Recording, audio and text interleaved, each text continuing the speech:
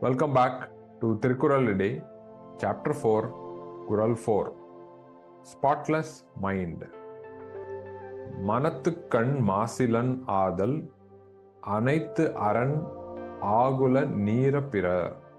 Let him who does virtuous deeds be of spotless mind.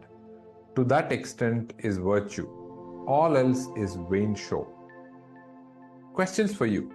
How do you handle conflicts and disagreements with others while maintaining inner peace? In what ways can you cultivate a spotless mind in your daily life? Rajamani stood between two shouting islanders, his expression calm as the waves beyond the village. One man's fists were clenched, his face dark with frustration.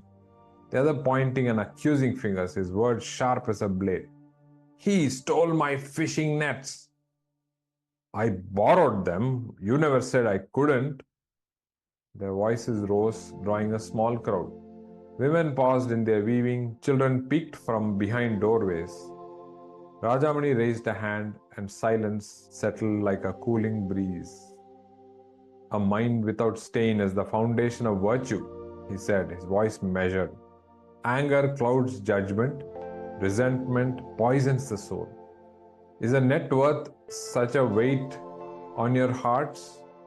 The accuser's shoulders sagged. The accused scuffed the dirt with his foot.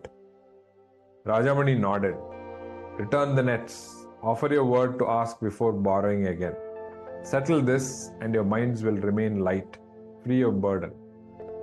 A beat passed, then with a reluctant sigh, the first man grumbled, Fine, but don't do it again.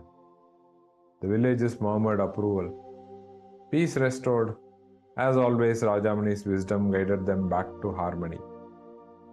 மனத்துக்கண் மாசிலன் ஆதல் அனைத்து அரண் ஆகுல நீர பிற. Let him who does virtuous deeds be of spotless mind. To that extent is virtue. All else is vain show. Meanwhile, on the mainland, Arnavi's fingers flew over the computer, the headline striking the page like a battle drum. Forgotten and dangerous. Captain Caspian sinks government funds. She leaned back, grinning. This would sell. A mysterious island, a reckless expedition, a leader with something to hide. It had everything. Caspian stormed into her office, slamming his hands on her desk.